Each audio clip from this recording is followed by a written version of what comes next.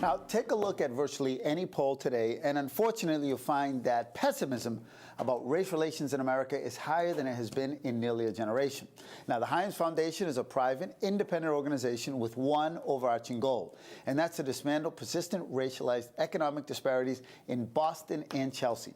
Now, while the foundation recognizes that this may be an ambitious objective for any organization to pursue, they believe that being inspirational is critical to addressing the racial equity challenges of our time. They also plan to carry this out in close collaboration with other groups. To tell us more and also why Boston and Chelsea, we invited the foundation's executive director, Jocelyn Sargent, and board member and trustee Penn. Welcome to Urban Update. Thank you. Good. Pretty ambitious goal you guys have, but I want to start with you and say, why Boston and Chelsea? Boston and Chelsea are historically the communities that our original founder has focused on. And so we have honored that tradition, and we continue to look at the great work of the immigrant communities in this city, as well as the communities that come together to make us an effective and wonderful place to be.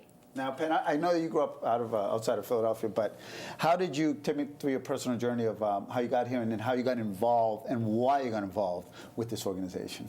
Sure. I got involved because I was actually I was a grantee of the Hyams Foundation. And I was working with a group called Alternatives for Community and Environment based in Roxbury for about 13 years. We work on environmental justice issues, looking at racial disparities in environmental and health outcomes, and Hyams was one of our top supporters. So when I had a chance to join the board, I took it because I see Hyams in a very different light from a lot of other funders. In that, How so? Well, Hyams is really of and with the community. It's not just for the community. And the fact that they can bring folks like me who were coming out of the different work that they supported onto their governance board, that's pretty special. I don't see too many foundations doing that. Yeah. When we go back to as a foundation and who you fund all of these organizations, do you think that with the current climate today, foundation like yours is probably more important than ever before? Yes, I do. I think it's a very critical time given the current political climate. I think there are ways that the president's actions have really brought to the surface issues that have been lingering for years, issues such as white supremacy, racial oppression, economic inequality. I mean, these are things that have really limited the success of communities, and we now have an opportunity to talk about them just because of the way that the current political climate puts them front and center. Now, is there being a transition in the leadership of the foundation, and how will that change or adjust the mission and vision? So we are so fortunate to have Jocelyn come join us. I don't see this as a dramatic shift from what we've been doing. I've been on the board for about 7 years, and what I've seen is Hyams stays the course. Right? It was focused on working on social, racial, economic justice, has always been doing that in Boston and Chelsea. Jocelyn's here to help us extend that work and really build on the strong foundations that we have. And for me, the real excitement about this moment is we're able to put racism, racialized outcomes right front and center. That's something that I think a lot of us have felt is a conversation that we've needed to have now for a long time, and now's the time. Now, I mentioned you guys are going to do a lot of collaborations, so I'm going to give you an opportunity to give some shout outs to some of these organizations. I know Emerson Foster's coming on next, and he's involved with the Bottom Line, and I think there's a connection there, right? But what are some of the organizations or that you fund now and you work with, or what are some of the foundations or organizations that you're looking or that you would be open to work with? Well, we're open to working with groups that are interested in working on racial justice. This is an issue that, even though it's been around for years, that a lot of groups haven't felt permission, and I think what we want to do is really provide that backing and that space for groups to be able to come forward and work on it. So there's some groups that may not have been in the dialogue that will want to join this now that they know that we're interested in it. I think we've worked with groups like Right to the City.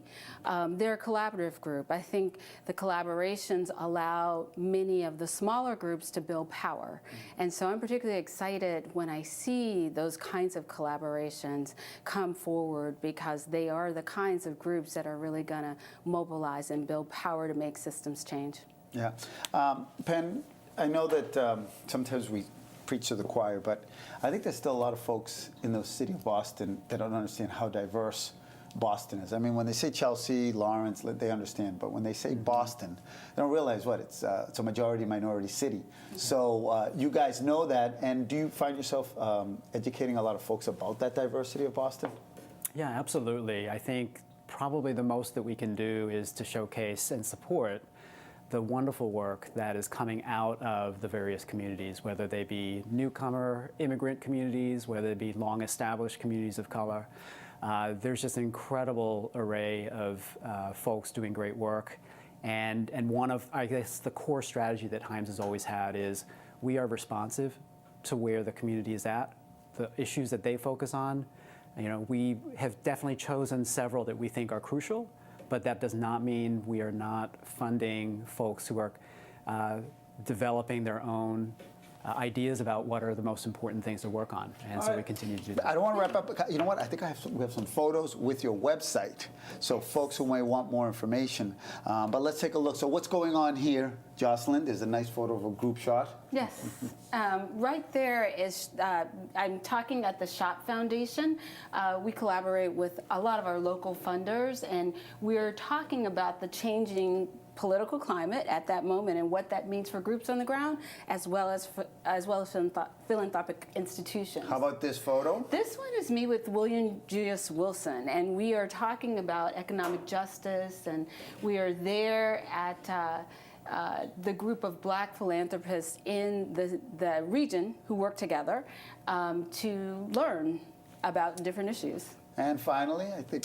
Oh my gosh, that is our. Gotcha. That's our wonderful celebration. That was my first. That's a gotcha picture. That is a gotcha picture. You didn't know that was coming. I didn't, and those are the three leaders of the Hyams Foundation going back, I guess, maybe 40 years. Wow. So. And last but not least. Last but not least, that is us at our immigration rights funders briefing that we co-hosted with Associated Grant Makers, and that's Rasan Hall, another one of our fabulous board members there. Okay, don't worry, there's no throwback Thursday No photo Throwback Thursday, surprise. okay. I've done that before to certain guests. I don't know you well. Maybe Emerson Foster with hair. That'll be a good one coming back. All right. So listen, thank you so much. Congratulations. Keep up the good work, and hopefully you'll be here again another time.